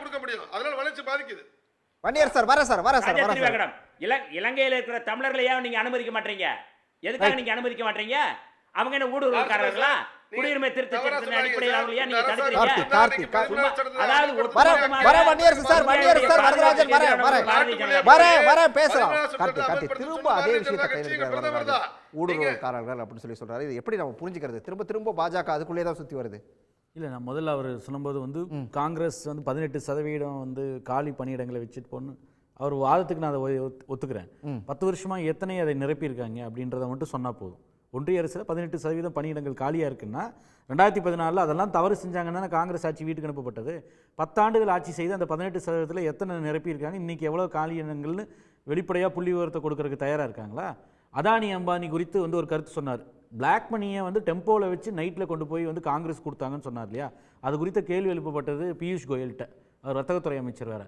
அது குறித்து நீங்கள் மோடிக்கிட்ட மட்டும் தான் கேட்கணும் அப்படின்ட்டாங்க எந்த அமைச்சர் இது வரைக்கும் அதுக்கு பதிலே சொல்லலை கருப்பு பணத்தை ஒழிப்பேன்னு சொல்லிட்டு கருப்பு பணத்தை டெம்போவில் வச்சு கொண்டு போய் காங்கிரஸுக்கு கொடுக்காங்கன்னு சொல்கிறார் இல்லையா ஒரு பிரதமர் இதுவரைக்கும் ஏன் எந்த நடவடிக்கை எடுக்கல எங்கள் மேலே இடியும் ஐடியும் நடவடிக்கை எடுங்க எங்களை கைது பண்ணுங்கன்னு காங்கிரஸ் வெளிப்படையாக கேட்குது கார்கேவும் கேட்குறார் ராகுல் காந்தி கேட்குறார் கருப்பு பணத்தை பதக்கி வச்சிருந்து டெம்போவில் அனுப்பிச்சு வச்ச அதானி மேலே அம்பானி மேலே இது வரைக்கும் என்ன நடவடிக்கை எடுத்தீங்க அந்த கேள்விக்கு பதில் இருக்கா அதை இது வரைக்கும் அவர் சொல்லி அதை மாற்றி பேசாத ஒரே கருத்து அது ஒன்று மட்டும்தான் மித்த எல்லா விஷயத்துலையும் வந்து அவரே வந்து பிறல் சாட்சி போல் முதல்ல ஒன்று சொல்லிட்டு அதுக்கப்புறம் திருப்பி மாற்றி பேசிகிட்டு இருக்கார் பிரதமர் இதில் அடிப்படையில் என்னென்னா மதத்தை தாண்டி இவங்களுக்கு பிரச்சாரம் செய்வதற்கு ஒன்றும் இல்லை அவர் சொல்கிறார் ரோஹிங்கியாக்களை எதிர்க்கணும் ரோஹிங்கியாக்களை பற்றி கேட்கவே இல்லையே ரோஹிங்கியான்ற வார்த்தைகளை வந்து நாங்கள் அனுமதிக்க மாட்டோம் ஒரு கொள்கை முடிவு எடுத்துட்டீங்க ஏற்கனவே சொல்லிட்டீங்க அப்படின்னு பிரச்சாரத்தில் சொல்லியிருந்தா பரவாயில்லையே நீங்கள் ஊடுருவல்காரர்கள் அதிகமாக குழந்தை பெற்றுக்கொள்வார்கள்ன்ற வார்த்தையை தானே சொன்னீங்க யாரை சொன்னீங்க அதற்கப்புறம் இஸ்லாமியர்னு வெளிப்படையாக வார்த்தையவே சொல்லி தானே வந்து யோகி ஆதித்யநாத் பேசுகிறாரு அப்போ அது குறித்து உங்களுடைய கருத்து என்ன அவங்க ஓட்டை இந்த தேர்தலே வந்து ராம பக்தர்களுக்கும் ராமர் துரோகிகளுக்கும் இடையிலான தேர்தல் அப்படின்றாரு யோகி ஆதித்யநாத் இன்னைக்கு பேசும்போது அதாவது யாரெல்லாம் தேசபக்தர்களோ அவர்களாம் ராம பக்தர்களாம், ராமருக்கு எதிராக ராம துரோகிகளாம், மித்தவங்களாம் தேசத்துக்கு துரோகிகளாம். அப்போ ராம பக்தர்களுக்கும் துரோகிக்கும் இடையிலான தேர்தல் வெளிப்படையாக மத ரீதியாக ஒருத்தர் பிரச்சாரம் செய்கிறார் ஒரு முதலமைச்சர். வெக்கமே இல்லாமல் இந்த தேர்தல் ஆணையமும் வேடிக்கை பார்த்துட்டு இருக்கு.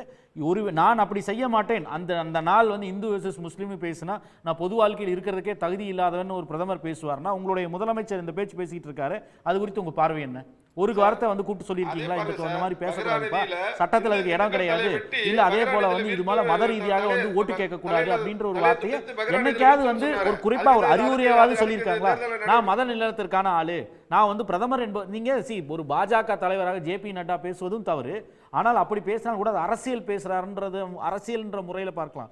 நீங்கள் பிரதமர், எல்லாருக்கும் நீங்க தானே இந்த 142 கோடி பேருக்கு. அப்போ நீங்க எப்படி வந்து தனிப்பட்ட முறையில் மத ரீதியாக பிரச்சாரம் செய்வீங்க அப்படின்னு சொல்லி கேட்கறது தான் கேள்வி.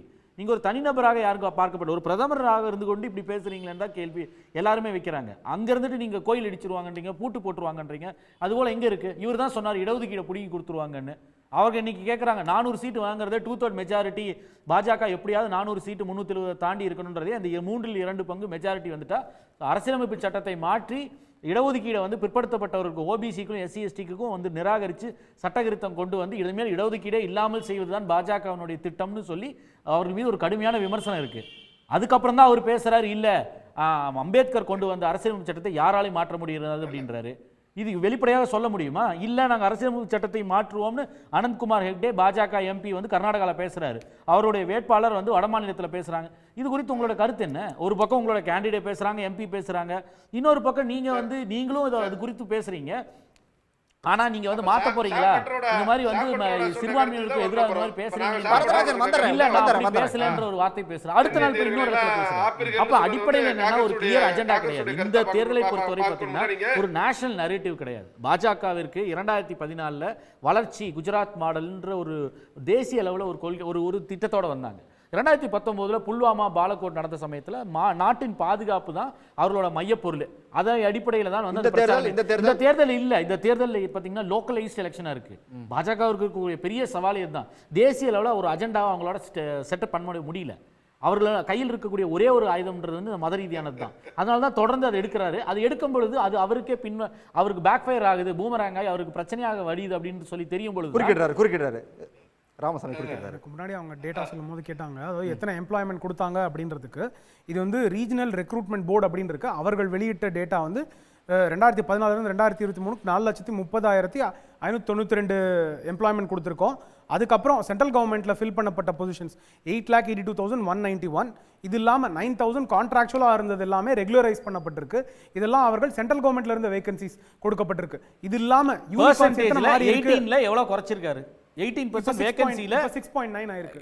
இவங்க சொல்றது வந்து 30% சொல்றாங்க. இல்லன்னு டிஸ்பியூட் பண்ணி அந்த நம்பரை பிரச்சாரத்துல நான் கேட்பது, பிரச்சாரத்துல லேபர் மினிஸ்டர் ஒருத்தர் பிரச்சாரம் பண்ணிட்டு இருக்காரு, ஒரு மினிஸ்டர் ஒருத்தர் பிரச்சாரம் பண்ணிட்டு இருக்காரு. அந்த எண்ணிக்கை சொல்ல வேண்டியதுதானே? அதுதான் தவறாக நீங்க இல்ல இந்த நம்பர்ல எனக்கு நம்பிக்கையே கிடையாதுங்க. இன்னொரு விஷயம், இவ்வளவு புள்ளிவிவரங்கள் இருந்து அதை வந்து சொல்றதுக்கு தயங்கவே மாட்டார் இந்த பிரதமர். அவர்கிட்ட சாலிடா ஃபேக்ட்ஸ் இருக்குன்னா அதை தயங்காதவர் தானே. அதுவும் பாஜக தயங்கவே தயங்காது. குறிப்பாக நிர்மலா சீதாராமன் தேர்தல் ஆரம்பிக்கிறதுக்கு முன்பு ஒரு மாசம் 2 மாசமா பாத்தீங்கன்னா ஒவ்வொரு மாநிலமா போய் வேலை கொடுக்கக்கூடிய அப்பாயின்மெண்ட் ஆர்டர் கொடுக்கறதுக்குன்னே ஒரு திட்டம்னு சொல்லிட்டு ஒவ்வொரு மாநிலமா ஒன்றிய அமைச்சர்கள் எல்லாம் டிராவல் பண்ணி பிரதமர் கூட பார்த்திருப்பீங்க. அப்ப அங்க வெளிப்படையா சொல்லிருக்காங்க, இத்தனை இடங்களை பூர்த்தி பண்ணிருக்கோம், இவ்வளவு வேகன்சி இருக்குன்னு சொல்லிருக்காங்க. ஆனா வேகன்சி 30 லட்சம் வேகன்சி இருக்குன்றாங்க. அதை டிஸ்பியூட்டே பண்ண உங்களை தான் குறிக்கிறார் கார்த்திகேயன் சொல்றாரு. ஒரு நிமிஷம், அதாவது சார் கார்த்திகேயன் சார் ஒரு நிமிஷம், சார் கார்த்திகேயன் சார் ஒரு நிமிஷம். அதாவது டைம்ஸ் ஆஃப் இந்தியாவில் கொடுத்த ஒரு வாரத்துக்கு முன்னாடி தெளிவாக சொல்லியிருந்தேன் சார். நீங்கள் 2014 2023 வரலும் பார்த்தீங்கன்னா நான் முழுமையாக சொல்லிடுறோம். அதாவது IMF வந்து ஆய்வறிக்கை வந்து NSS உடைய ஆய்வறிக்கை மேற்கோள் காட்டுது. அதாவது பீரியாடிக் லேபர் ஃபோர்ஸினுடைய சர்வே ரிப்போர்ட். அதாவது எப்படின்னா, அதாவது 7 கோடி மக்கள் 7 கோடி பேர் பார்த்தீங்கன்னா அந்த ப்ராவிடன்ட் செலுத்து வந்து அதிகமாக இருக்குது. அப்படின்னா 7 கோடி பேர் ப்ராவிடன்ட் செலுத்து அதிகமாக இருக்குன்னு சொன்னால் அவர்கள் வந்து வேலை நிரந்தரமான ஒரு வேலை இல்லாமல் எப்படி செலுத்த முடியும்? ஒன்று. அதாவது அதே போல் 3 கோடி பேர் ரியல் எஸ்டேட் மூலமாக, அது மட்டும் கிடையாது, ஸ்டார்ட் அப் நிறுவனம் மூலமாக வந்து பார்த்தீங்கன்னு சொன்னால் கிட்டத்தட்ட இந்த காங்கிரஸ் ஆட்சி 2010 100 ஸ்டார்ட் அப் நிறுவனம் தான். இன்னைக்கு 1.5 லட்சம் ஸ்டார்ட் அப் நிறுவனம் சார். இன்னைக்கு கிட்டத்தட்ட இந்த நாட்டில் 58 கோடி பேர் அளவுக்கு இன்றைக்கு வேலை வாய்ப்புல தான் இருக்கிறாங்க. நீங்க உங்க பொய்யான பிரச்சாரத்துல தயவு செய்து வைங்க. இல்ல இந்த பொய் பிரச்சாரம் நீங்க சொல்லாதீங்க. பிஎஃப் நியூமரேஷன் வச்சுட்டு இந்த நம்பரை சொல்லாதீங்க. அதுல வந்து கன்சிஸ்டன்டான ஒரு நம்பரே கிடையாது. ரெண்டாவது அப்படி உண்மையிலேயே அவ்வளவு தரவு இருந்திருந்தா அவ்வளவு இன்க்ரீஸ் ஆயிருந்தா எதுக்கு ஐஎல்ஓட ரிப்போர்ட்ல வந்து 20 வருஷத்துல டபுள் ஆயிருக்கு 65%. அதுலயும் வந்து இளைஞர்களோட வேலையின்மையினுடைய ஜாஸ்தியா இருக்கு. அந்த தரவை கொடுக்கறதே ஒன்றிய அரசு தானே ஐஎல்ஓவுக்கு. அது ஏன் அந்த எண்ணிக்கை இதுல வருது? அதனால நீங்க வந்து பிஎஃப் என்யூமரேஷனை வச்சுக்கிட்டு நீங்க நம்பரை சொல்லாதீங்க. நான் கேட்பது இவ்வளவு எண்ணிக்கையில் இருந்ததுன்னா அந்த புள்ளிவரத்தை கொடுத்துருக்கலாமே, அமைச்சரே கொடுத்துருக்கலாமே. இது வரைக்கும் சரி, அது ஒரு இஷ்யூ. நான் அடுத்தது இன்னொன்னு, இந்த கன்சிஸ்டண்டா இவர் இந்த இஷ்யூக்குள்ள ஏன் போய் ஒழிக்கிறார் அப்படின்னா, வேற ஒரு நேஷனல் அஜெண்டா, ஒரு நேரட்டிவ் கிடையாது. இந்த தேர்தலில் பார்த்தீங்கன்னா ஒவ்வொரு ஸ்டேட்டுக்கும் ஒவ்வொரு இஷ்யூவில் தான் வந்து போயிட்டு இருக்கு. மேற்கு வங்கத்தில் பிஜேபி எடுப்பதே, மேற்கு வங்கத்தில் பார்த்தீங்கன்னா சந்தேஷ் காலியை பேசுகிறாங்க, உத்தரப்பிரதேசத்தில் ராமர் கோயிலை பேசுகிறாங்க. தமிழ்நாட்டுக்கு வந்தப்போ ராமர் கோயிலை பற்றி வாயை திறக்கலையே. ஒரே ஒரு முறை தான் சொன்னார், என்னுடைய நிகழ்ச்சியை டெலகாஸ்ட் பண்ணல அப்படின்ற ஒரே ஒரு குற்றச்சாட்டை தான் வச்சார் ஒழிய அதை பெரியதாக கையில் எடுக்கல. இங்கே வந்து என்னன்னா திமுகவுக்கு எதிராக வாரிசு அரசியல் அப்படின்னு இன்னும் சில பிரச்சனைகளை அப்போ ஸ்டேட் பை ஸ்டேட் ஒவ்வொரு இஷ்யூ எடுக்கிறாங்க. அதற்கு காரணம் என்னன்னா, இன்னொரு விஷயம், நேஷனல் அஜெண்டா இவங்களால செட் பண்ண முடியல. மாறாக ஒவ்வொரு மாநில கட்சிகளும் பிராந்திய கட்சிகளும் இங்கே தமிழ்நாட்டில் பார்த்தீங்கன்னா நிதி பகிர்வுல பிரச்சனை, இங்கே கூடிய மாநில உரிமைகள் பேசுகிறாங்க. அதே போல் ஒரு இஷ்யூ வந்து அந்த கர்நாடக மாநிலத்திற்கு வறட்சி நிவாரணம் பெறதுக்கே அங்கே போயிட்டு கோர்ட்டில் போயிட்டு போராடி பெற்று வரதுன்னு சொல்லி உரிமை பிரச்சனையாக அங்கே இருக்கக்கூடிய மாநில மொழி பிரச்சனையாக அங்கே ஒருத்தர் எடுத்துட்டு இருக்காரு. இதே போல தான் வந்து பினராயி விஜயன் வந்து கேரளாவில் பேசுகிறாரு. மேற்கு வங்கத்தில் அதே மொழி உரிமை பிரச்சனைகளை வந்து மம்தா பானர்ஜி எழுப்புறாங்க. அப்போ ஒவ்வொரு மாநிலத்திற்கும் அகிலேஷ் யாதவ் வந்து உத்தரப்பிரதேசத்தில் அவர் சொல்றாரு இல்லையா, ராமர் கோயில் பிரச்சனைக்கு அப்படின்னு சொல்றாரு இல்லையா, ராமரை வந்து குலதெய்வமாக வணங்கக்கூடியவர் வந்து இவர் அகிலேஷ் யாதவ் யாதவர்கள் வந்து கிருஷ்ணரை கொண்டாடக்கூடியவர்கள். ராமர் அவர் என்னைக்குமே வந்து எதிர்த்ததும் கிடையாது, அந்த விஷயத்தை கண்டிச்சதும் கிடையாது. அவர்கள் வந்து அங்கே கட்டணான்ற அந்த அரசியலில் தான் அவங்க எதிர்க்கிறாங்க. மற்றபடி அவர் என்னைக்காவது அதுக்கு எதிர்த்து பேசியிருக்கலாம். அவரை எப்படி வந்து நீங்கள் சொல்கிறீங்க, அவரை வந்து ராமர் கோயிலுக்கு எதிரானவர், அவர் காங்கிரஸ் இந்தியா கூட்டணி வந்தால் இடிச்சிருவாங்கன்னு எப்படி பேசுவீங்க? அப்போ நீங்கள் லோக்கலைஸ் எலெக்ஷன் ஆகிட்டதுனால இந்த தேர்தலில் வந்து லோக்கல் பிரச்சனைகள் ஜாஸ்தி ஆகுது. அப்போ நேஷனல் லெவலில் ஒரு 2014-19 போல் ஒரு நரேட்டிவ் செட் பண்ண முடியாததுனால பாஜகவுக்கு சவால்கள் அதிகமாக இருக்குது. அப்போ எந்த பிரச்சனையை எடுப்பது என்ற ஒரு குழப்பநிலையில் முதல்ல ஒன்று பேசுறது, அதுக்கப்புறம் மீண்டும் வேறொரு விஷயத்தை பேசுவது, அப்புறம் பன்ஸ்வாரால ராஜஸ்தானில் போய் ஊடுருவல்காரர்கள்ன்றாரு, குழந்தை குட்டின்றாரு. அடுத்த நாள் அலிகர்ல உத்தரப்பிரதேசில் போய் நான் சிறுபான்மையினரோட சகோதரராக வளர்ந்தேன்றாரு. அப்புறம் திருப்பி மத்திய பிரதேசில் ஒன்று போய் பேசுறாரு, மீண்டும் யூபிக்கு வந்து வாரணாசியில் ஒன்று பேசுறாரு. அப்போ நீங்க அந்த ஒரு கன்சிஸ்டன்சி பிரச்சனையை வந்து அவர் அந்த பிரச்சனையினால தான் என்ன ஆகுதுன்னா ஒரு கன்சிஸ்டன்சி இல்லாத ஒரு கேம்பெயின் ரொம்ப வீக்கா இருக்கு. நான் அதுதான் சொன்னேன், ஆர்எஸ்எஸ் காரர்கள் உத்தரப்பிரதேசத்தில் இந்த முறை ஜனவரி 2022 நடந்த அந்த ராமர் கோயில் குடமுழுக்கிற்கு அதற்கு பணி செய்த அளவுக்கு இதுக்கு பணி செய்யல. பன்னா பிரமுக்ஸ் வரவே இல்லை என்று அங்க இருக்கக்கூடியவர்கள் வந்து வெளிப்படையாக பத்திரிகையாளர்கள் அங்க இருக்கக்கூடிய வடமாநில செய்திகளே எழுது. அப்ப அந்த ரொம்ப ஒரு களத்துல வந்து ஒரு பதட்டத்துல வந்து அவர் ஒரு பக்கம் பேசுறாரு, நல்லிணக்கம் பேசுறாரு, யோகி வந்து ராமர் பக்தர்களுக்கு ராமர் கோயிலுக்குன்னு பேசுறாரு. ஒரு பக்கம் வந்து அமித்ஷா வந்து அதுக்கு முற்றிலும் நேர்மாறா, பிரதமர் சொல்றதுக்கு நேர்மாறா கடுமையான விமர்சனத்துல சிறுபான்மையினர் வச்சுக்கிட்டு இருக்காரு. அவர் நேரடியா வார்த்தைகளை மட்டும் தான் சொல்ல, மற்ற எல்லா விஷயத்தையும் பேசுறாரு. அப்ப இந்த ஒரு அந்த கேம்பெயினே வந்து வழக்கமா அந்த 2014-19 இல்ல இதற்கு முன்பு மாநில தேர்தலில் பாஜக பார்த்ததெல்லாம் மாறி ஒரு ஆர்கனைஸ்டு கேம்பெயின் இல்ல, ரொம்ப லோக்கலைஸ் எலெக்ஷனா வந்து ஒரு பாராளுமன்ற தேர்தல் நடக்கிறதுனால பாஜக திக்கு தெரியாம திணறி முழிச்சிட்டு இருக்கு. அதுதான் நம்ம பார்க்கிறோம். அதனால விளைவு தான் பாத்தீங்கன்னா என்ன பேசுவது என்று தெரியாமல் தடுமாற்றத்தில் மோடி வந்து பேசுறாரு. அவர் கேட்கிறாருல, மெட்ரோ ரயிலுக்கு யாருமே வந்து வரமாட்டேன்றாங்க பஸ் அப்படின்னு சொல்றாங்கல்ல. தமிழ்நாட்டில் மெட்ரோ ரயில் எங்கெங்க இருக்கு? சென்னையில் மட்டும்தானே. அப்போ வந்து கோயம்புத்தூர்ல போறவங்க இல்ல கன்னியாகுமரியில் போறவங்க எல்லாம் வந்து அங்க எந்த ரயில் ஏறி போறாங்க? ஒரு அடிப்படை இது சென்னையில கூட வந்து மெட்ரோ ரயில்ல என்ன சொல்லிருக்காங்கன்னு பார்த்துருவோம். இலவச பேருந்து பயண திட்டத்தால் மெட்ரோ ரயில் பயணிகள் குறைவதாக புது புரளி கிளப்புவதா அப்படின்னு சொல்லி எதிர்க்கட்சிகள் ஆளும் மாநிலங்கள் மீது பிரதமர் மோடி வந்து விரக்தியில் வந்து வீண்பழி சுமத்துவதாக முதலமைச்சர் மு.க. ஸ்டாலின் கண்டனத்தை தெரிவிச்சிருக்காரு. இது வந்து நியாயமான ஆதங்கம் அப்படின்னு சொல்லி 58% பேரும், இது எதிர்க்கட்சி அரசியல் அப்படின்னு சொல்லி 17% பேரும், நல திட்டத்தை குறை கூறியதால் அப்படின்னு சொல்லி 25% பேரும் குறிப்பிட்டிருக்காங்க. அதாவது முதலமைச்சரோட கண்டனம் அப்படிங்கிறது வந்து நியாயமான ஆதங்கம் அப்படின்னு சொல்லி தான் 58% பேர் வந்து குறிப்பிட்டிருக்காங்க. லக்ஷ்மி, நீங்கள் எப்படி பார்க்குறீங்க? அந்த இலவச பேருந்து பயண திட்டத்தால் தான் வந்து மெட்ரோ பயணிகளில் வந்து கூட்டம் குறையுது அப்படின்னு சொல்லி பிரதமரோட அந்த பேச்சை நீங்கள் எப்படி பார்க்குறீங்க? இல்லை, சீஃப் மினிஸ்டர் அவங்களோட ட்வீட்லேயே புள்ளி விவரத்தோட ஃபேக்ட்ஸை வந்து கிளியர் பண்ணியிருக்கிறாரு. அவர் என்ன சொல்லியிருக்கிறாருன்னா 2019 வந்து 3,28,00,000 பேர் வந்து பஸ்ஸில் பயணிச்சிருக்கிறாங்க. 2023 அது 3 மடங்கு, கிட்டத்தட்ட 3 மடங்கு கூடி 9,11,00,000 பேர் வந்து பஸ்ஸில் பயணிச்சிருக்கிறாங்க. எங்கே குறையுது?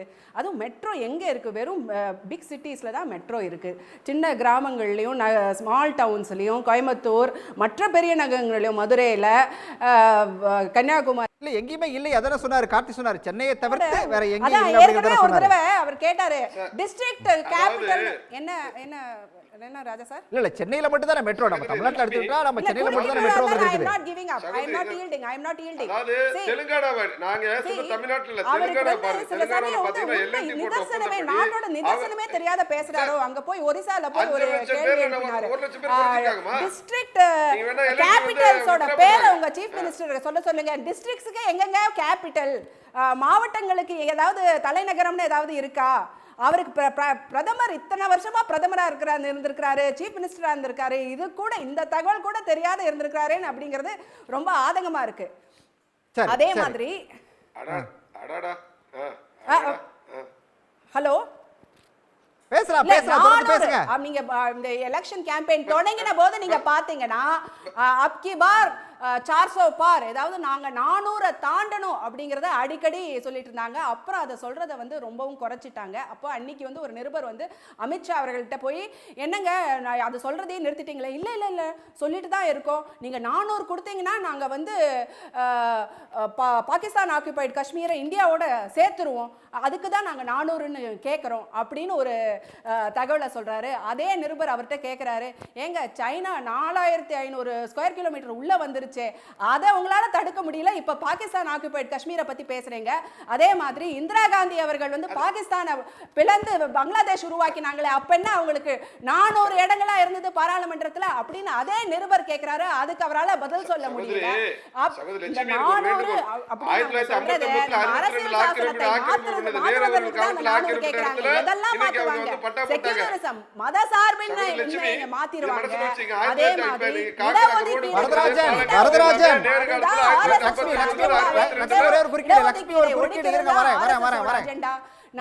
வரதராஜன் ஒரு விஷயத்தை தான் அவங்க திரும்ப திரும்ப சொல்லிட்டு இருக்காங்க. உங்களுக்கு வந்து பேசுறதுக்கோ சாதனைகளை சொல்றதுக்கோ எதுவுமே இல்ல. அதனாலதான் இந்த 2024 பொறுத்த வரைக்கும் பிளவுவாதம் அப்படிங்கிற ஒரு விஷயத்தை கையில் எடுத்திருக்கீங்க. இதுதான் கார்த்திகேயன் வச்ச குற்றச்சாட்டு. சார் நாங்க எங்களோட பிரதமருடைய 1 மணி நேர பேச்சுல தெளிவாக சொல்லி எங்களுடைய சாதனைகளை தான் சொல்றோம். அதே போல காங்கிரஸுடைய பிரித்தாளு சூழ்ச்சியை பத்தி பேசுகின்ற பொழுது நாங்கள் அதுக்கு பதில் சொல்லி தான் ஆகிறோம். அதில் ஒன்றும் மாற்று கருத்து கிடையாது. இப்போ எவ்வளோ சகோதரர் சொன்னாரு, இப்போ நீங்கள் இவரு கூட பார்த்தீங்கன்னா பேரிடர் நிதியில் வந்து பார்த்தீங்கன்னு சொன்னால் பல பேரிடர் நிதியெல்லாம் குறைவாக இருக்குங்க சார். நீங்கள் யூபிஎல் 2004 2014 பேரிடர் நிதி வந்து வெறும் 68,000 கோடி தான் சார். இந்த ஆட்சியில் 1,09,000 கோடி ரூபா, 1,97,000 கூட பேரிடர் நிதி ஒதுக்கி இருக்கிறோம். ஆனால் பல்வேறு மாநிலங்கள் வேற செலவுக்கு எடுத்துக்கிட்டாங்க. அதனால நீங்கள் இந்த அரசாங்கம் வந்து மக்களுக்கு 140 கோடிக்கான அரசாங்கம் 140 கோடி பேருக்கான அரசாங்கம் அத்தனை நலத்திட்டம் கொடுத்துருக்கோம். இந்த நாட்டில் பலன் பெற முடியாத ஒரு நபரை கூட இருக்க முடியாது. அதனால நாங்கள் எங்களுடைய சாதனைகளை எத்தனை கோடி வீடு கட்டி கொடுத்துருக்கோம், எத்தனை கோடி கழிவறை கட்டி கொடுத்துருக்கோம், எத்தனை கோடி விவசாயிக்கு சமண நிதி கொடுத்துருக்குறோம். ஸோ எல்லாமே சொல்கிறோம் சார். இவங்க என்ன பண்ணுறாங்கன்னா, இவங்க தான் ஒரு மதத்தின் கூட சிறுபான்மையர்களை தாஜா செய்து பாவம் அவர்களை ஏமாத்தும் நினைக்கிறாங்க. நிச்சயமாக வாக்கு வங்கி அரசியலாகத்தான் நீங்கள் உங்கள் வாக்கு நீங்க பொறுங்க. சரி சரி சரி சரி வன்னியரசு முதலமைச்சர் குறிப்பிடுறாரு இல்லையா, இவங்களோட இந்த பிளவுவாத கணக்கு அப்படிங்கிறது பலிக்காது அப்படின்னு சொல்லி வெற்றி பெறுவோம் சார். சார் வரேன் நேர குறைவா இருக்குது. வன்னியரசு, இந்த பிளவுவாத கணக்கு பலிக்காது அப்படின்னு சொல்லி முதலமைச்சர் குறிப்பிட்டிருக்காரு. இவர் வந்து இந்த பக்கம் பிரதமரோ வந்து நான் ஏதாவது தப்பு செஞ்சிருந்தா, நான் நியாயமற்றவா அப்படின்னு நினைச்சா தூக்கல போடுங்க அப்படின்னு சொல்லி சொல்றாரு. இந்த சென்டிமெண்ட் ஏதாவது தேர்தலில் எடுபடுமா? இல்லை, அதாவது வந்து இந்த முறை படுதோல்வியில் அடைவோம் அப்படிங்கிறதுக்காக அது சென்டிமெண்ட்டை வந்து கொண்டு வர்றாரு. சென்டிமெண்ட்டை ஏற்றுக்கொள்ள மாட்டார்கள். கட்டாயம் மக்கள் வந்து தூக்கில் போடுவாங்க. எப்படின்னா ஜனநாயக ரீதியாக அவர் தோல்வி அடைய வைப்பார்கள். தூக்கில் போடுறது அப்படின்னா ஜனநாயக ரீதியாக தோல்வி அடைய வைப்பாங்க. அதில் எந்த மாற்று கருத்தும் இல்லை. தோல்வி அடைகிறது மட்டும் இல்லை, மோடி சிறைக்கு போவதும் உறுதி, பல்வேறு வழக்குகளில் அவர் சிறைக்கு போகிறதும் உறுதி. அப்படிங்கிறதுனால தான் அந்த அச்சத்தில் அவர் வந்து பிதற்றிட்டு இருக்கிறாருங்கிறது ஒன்று. ரெண்டாவது, இந்த இரண்டாம் கட்ட அந்த விரிவாக்கம், மெட்ரோ ட்ரெயினுக்கான விரிவாக்கத்துக்கு 2021 2022க்கான அந்த மத்திய பட்ஜெட்டில் 63,246 கோடி ரூபாய் தமிழ்நாட்டுக்கு தர வேண்டும் என்று பலமுறை தமிழ்நாடு முதலமைச்சர் மாண்புமிகு முதல்வர் அவர்கள் கோரிக்கை வச்சிருக்கிறாரு, கடிதம் எழுதியிருக்கிறாரு. அதே போல் நிதியமைச்சர் அமைச்சர் மரியாதைக்குரிய தங்கம் தென்னரசு அவர்கள் கோரிக்கை வச்சிருக்கிறாங்க. அந்த பணத்தை கொடுக்காம இருக்கிறதுக்காக உடனே வந்து மெட்ரோ ட்ரெயினில் வந்து நீங்கள் வந்து ஒன்றுமே வரல, அங்கே வந்து அதிகமாக வந்து போக மாட்டாங்க அப்படின்னு திசை திருப்புறாரு. இது வந்து தமிழ்நாட்டை மட்டும் இல்லை, இந்திய அளவில் திசை திருப்புறாரு. அப்போ நீங்கள் திசை திருப்புறீங்க, என் கூட விவாதத்துக்கு வாங்கன்னு மரியாதைக்குரிய ராகுல் காந்தி அவர் வந்து வெளிப்படையாக கடிதம் எழுதுறாரு. அதுக்கு ஓடி ஒழிகிறாரு. நீங்கள் வந்து நேரடியாக நீங்கள் ஒரு செய்தியை சொல்கிறீங்கன்னா நீங்கள் வாங்க விவாதத்துக்கு வாங்க, ஊடுருவல்காரர்கள்னு சொல்கிறீங்க. ஊடுருவல்காரர்கள் யாருன்னு சொல்லி விவாதிப்போம் வாங்க. பார்ப்பனர்கள் ஊடுருவல்காரர்களா, இஸ்லாமிய ஊடுருவல்காரர்களா விவாதிப்போமா, பேசுவோமா? நம்ம இந்தியாவில் ஊடுருவல்காரர்கள் யாருன்னா பார்ப்பனர்கள் மட்டும்தான் ஊடுருவல்காரர்கள், மற்ற யாரும் ஊடுருவல்காரர்கள் இல்லை. அப்போ பார்ப்பனர்களுக்கு ஆதரவாக செயல்படுறாருன்னா எங்களுடைய குற்றச்சாட்டு. நேரடியாக விவாதிக்க மோடி வர தயாரா? ராகுல் காந்தி கூப்பிடுறாருல, நீங்க பேசுங்க. அப்ப நீங்க பேசாம ஓடி ஒளியறீங்கன்னா உங்களுக்கு ஒரு அச்சம் இருக்கு. இந்தியாவுடைய ஒற்றுமைக்கு யோசனை பண்ணீங்க. ராகுல் காந்தி அறிவிக்க வார்த்தை வந்திருப்பாரு. எங்க பிரச்சனைங்க, எங்க பிரச்சனை? அதுதான் நீங்க ஆண்டுக்கு ஒரு முறை இங்க பாருங்க. நீங்க கொஞ்சம் நீங்க வந்து நான் பேசுறது முதல்ல கேட்டு பதில் சொல்லுங்க. சும்மா ஏதாவது வளராதீங்க. நான் பேசுறதுக்கு முதல்ல பதில் பேசுங்க. நான் என்ன சொல்றேன்னா, ஆண்டுக்கு ஒருவர் வந்து பிரதமர் ஆவாரு அப்படின்னு சொல்லி மோடி சொல்றாருல, அது எங்க பிரச்சனை? நாங்க பிரதமர் ஆகிறோம். இந்த நாட்டை பாதுகாப்பதற்கு இந்த 10 ஆண்டுகளில் இந்தியாவை சீரழித்த ஒரு கட்சி எதுனா பாரதிய ஜனதா. ஆர்எஸ்எஸ் சங் பரிவார் அமைப்புகளுடைய செயல் திட்டத்தில் செயல்பட்டு இருக்கு. காங்கிரஸ் போட்டதானங்க, காங்கிரஸ் கட்டமைச்சதானங்க இந்தியா. எத்தனை பொதுத்துறை நிறுவனங்களை கட்டமைச்சிருக்காங்க? ஒரே ஒரு பொதுத்துறை நிறுவனங்களை காட்டுங்க. காங்கிரஸ் அரசு கட்டமைத்த ஒரு பொதுத்துறை நிறுவனங்களை காட்டுங்க. நீங்க விக்கிறீங்க, அதானிக்கு விக்கிறீங்க, அம்பானிக்கு விக்கிறீங்க, எத்தனை துறைமுகங்களை விக்கிறீங்க, ஏர்போர்ட் விக்கிறீங்க. 63 பொதுத்துறை நிறுவனங்கள் பங்கு வந்து நீங்க காங்கிரஸ் கட்டமைச்சது தவிர வேற ஏதாவது நீங்க புதுசா ஏதாவது சொல்லுங்க, ஏதாவது பேசுங்க. சொத்து மதிப்பு மட்டும் பாருங்க. இந்த 4 வருஷத்துல இந்துஸ்தான் ஏரோநாட்டிக் நிறுவனத்துடைய சொத்து மதிப்பு 17,000 கோடியில இருந்து 2 லட்சம் கோடி உயர்ந்திருக்குது. அதனால பொய்யால சொல்லாதீங்க சார். தேர்தல் பத்திரம் வந்ததுங்களாங்க. தேர்தல் பத்திரத்தின் மூலமாக இந்தியாவினுடைய பொருளாதாரத்தை சீரழித்த கட்சி பாரதிய ஜனதா கட்சி. நான் சொல்லல, நீதிமன்றம் சொல்லியிருக்கு, உச்ச நீதிமன்றம் சொல்லியிருக்கு. நீதிமன்றம் என்ன சொல்லுச்சு அப்படின்னு பாருங்க. டிரான்ஸ்பரன்சி தேவைன்னு சொல்லிருக்காங்க. எகனாமி சீரழிச்சதுன்னு எங்க சொன்னாங்க? மன்னிக்கணும் மணியரசன், உங்க மேல அதிகமா மதிப்பு இருக்கு, நான் உங்ககிட்ட இருந்து எதிர்பார்க்கல. அவரான கருத்துக்களை சரமாரியா வச்சிட்டு இருக்காதீங்க. நான் சொல்றேன், இது வந்து நீதிமன்றம் சொல்லல. நீதிமன்றம் சொல்லிருக்கு, நீங்க காமிங்க ஜட்ஜ்மென்ட்ல. அந்த மாதிரி ஒரு வரி ஒரு ஆர்பிட்டர் கூட கிடையாது. ஃபைண்டிங்க விடுங்க, ஒரு ஆர்பிட்டர் கூட கிடையாது. மன்னிக்கணும், நீதிமன்றம் அந்த மாதிரி சொல்லவே இல்ல. நீதிமன்றம் எந்த பாராகிராஃப் எந்த லைன் நீங்க போய் சொல்லாதீங்க. நீங்க போய் சொல்லாதீங்க. அந்த மாதிரி சொல்லல. நீங்க போய் சொல்லாதீங்க. டவுன்ஃபாலுக்கு தான் காரணம் அப்படினா உச்சநீதிமன்றம் கேள்வி என்னன்னா சொல்லல. இதன் மூலமாக இந்தியாவுடைய பொருளாதாரம் பாதிக்கப்படுதுன்னு சொல்றாரா இல்லையா? சொல்லிருக்கா இல்லையா? நீங்க பேசுங்க. நீங்க சொல்லுங்க. உச்சநீதிமன்றம் சொல்லல. நீங்க காமிங்க ஒரு பாராகிராஃப் ஒரு லைன் ஒரு ஆர்பிட்டர் காமிங்க சார். நான் ஃபைண்டிங் கூட சொல்லல. நான் சொல்றேன். நான் சொல்றேன். நீங்க சொல்லிக்கோங்க. அப்புறம் எதுக்கு நீங்க வந்து பாஜக 7,000 கோடி கண்டிக்கலையா? ஆளுங்கட்சிங்க பாரதிய ஜனதா கண்டிக்கலையா? நீங்க தேர்தல் பத்திரத்தை வந்து கண்டிக்கலையாங்க? பாரதிய ஜனதா கட்சி பாரதிய ஜனதாவை வந்து உண்மையாவே வந்து உச்சநீதிமன்றம் கண்டிக்கவே இல்லையா? அப்படியே வந்து வெச்சு முகர்ந்துச்சா? எந்த கட்சியும் கண்டிக்கல, எல்லா கட்சியும் வாங்கியிருக்காங்க. அப்ப கண்டிக்கிறதுனா ஏதாவது ஒரு கட்சியில எல்லா கட்சியும் கண்டிக்கணும். அவங்க தனியா கட்சியெல்லாம் பார்க்கல.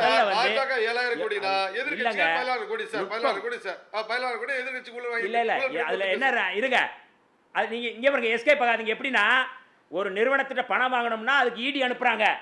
இடி மூலமாக பிளாக்மெயில் செய்து பணத்தை கொள்ளையடித்த கட்சி பாஜக இல்லையா? இருக்கா இல்லையா? இடி போச்சா இல்லையா? ஆட்சில இருக்கோ 7,000 கோடி ப்ரூவ் பண்ணுங்க சார். சும்மா அலிகேஷனா வச்சிட்டே இருக்கீங்க. சரி, நேர குறைவா இருக்கு, நேர குறைவா இருக்கு. நேர குறைவா இருக்கு சார். நன்றி சார். சொல்லிருக்கீங்க. 17,000 கோடி ரூபாய் எதிர்க்கட்சி எப்படி சார் வாங்குனீங்க? நாங்க ஈடி பிரதமரோட இந்த புது யுக்திகள் ஏதாவது எடுபடுமா? சுருக்கமா ஒரு நிமிஷத்துக்குள்ள முடிச்சிடலாம். நன்றி. இல்லை, எனக்கு தெரிஞ்சு அவரோட யுக்திகள் எடுபடுற மாதிரி தெரியல. நான் திருப்பி அதை தான் சொல்கிறேன். உத்தரப்பிரதேசத்திலே அவர்கள் மிகவும் பலவீனமாக உணர்கிறார்கள். வழக்கமாக அவர்களுக்கு வரக்கூடிய ஆதரவு ஓட்டுக்களை இந்த முறை வந்து பிரிகிறது. அங்கே இருக்கக்கூடிய அரசியல் காம்பினேஷன் வேறு. ஆனால் எல்லோரும் ஒப்புக்கொள்வது உத்தரப்பிரதேசத்தில் மோடி வேவும் இல்லை, இந்தியா வேவும் அவர்கள் சொல்ல எந்த வேவுமே இல்லைன்றாங்க. அதே போல் வந்து அங்கே பாஜகவிற்கு வழக்கமாக வந்து அவர்கள் ரொம்ப ஆர்வத்தோடு வேலை செய்யக்கூடிய ஆர்எஸ்எஸ் கேடர்களோ அவர்கள் அந்த ஆதரவு வட்டத்தின் மத்தியில் வந்து ஒரு பெரிய ஒரு சலிப்பு இருக்கிறது அப்படின்றாங்க. அவர்கள் வாக்கு கேட்டு இல்லைன்னா வாக்காளர்களை அழைத்து போகிறதுக்கெல்லாம் வரவே இல்லை அப்படின்றாங்க. இந்த மோடி அவர்களுடைய அந்த விரக்தின்றது, அந்த பேச்சுன்றது இருக்குல்ல, அந்த விரக்தியினுடைய வெளிப்பாடுன்றது அங்கே இருக்கக்கூடிய கள நிலவரங்களை பார்க்கும் பொழுது அதனால் வர அவுட்கம் தான் இது. இன்ஃபேக்ட் நான் என்ன சொல்கிறேன், இந்த அடுத்த 3 ஸ்டேஜில் இருந்து இன்னும் தீவிரமாக போகும். ஏன்னா அடுத்த 3 கட்டம், 4ஆம் கட்டத்திலேருந்து ஆரம்பித்து பார்த்தீங்கன்னா பாஜகனுடைய செல்வாக்கு மிகுந்த பகுதிகளான அந்த ஹிந்தி காட்டில் தான் நடக்குது. அப்போ அந்த இடத்துல இந்த நீங்கள் இன்னைக்கு மாற்றி மாற்றி பேசுகிறாருல, இது இன்னும் தீவிரமானையும் பாருங்கள். இன்னும் அமித்ஷாவும் சரி யோகியும் அவர்களும் சரி மிகவும் மோசமாக பேசக்கூடும், அந்த எல்லைக்கும் போகும். ஆனால் அது பயன் தராதுன்றதை அவரே உணர்றாரு ஏதோ ஒரு இடத்துல. அதனால தான் அங்கங்கே தேவைப்படும் போது ரிட்ராக்ட் பண்ணுறாரு, மாற்றி மாற்றி பேசுகிறாரு. ஒரு இங்கே வந்து நான் அது போல் இல்லை அப்படின்னு பேசுவது என்பது, ஏன்னால் இவர் பேசக்கூடிய அந்த மத அடிப்படையிலான பிரிவினைவாதம் இருக்கு இல்லையா, அந்த பிரிவினைவாதம் இந்த சென்ஸ், இந்த பிரித்தாலும் அந்த அரசியல் யுக்தி அது வந்து எடுபடலைன்றது ஏதோ ஒரு இடத்துல அவர்களே உணர்கிறார். நன்றி சார், நன்றி நன்றி நன்றி நன்றி. விவாதத்தில் பங்கேற்ற அனைவருக்கும் நன்றி. மீண்டும் ஒரு சந்திக்கலாம் நேயர்களே. நன்றி, வணக்கம். உடனுக்குடன் செய்திகளை தெரிந்து கொள்ள சன் நியூஸ் பெல் ஐகானை கிளிக் பண்ணுங்க.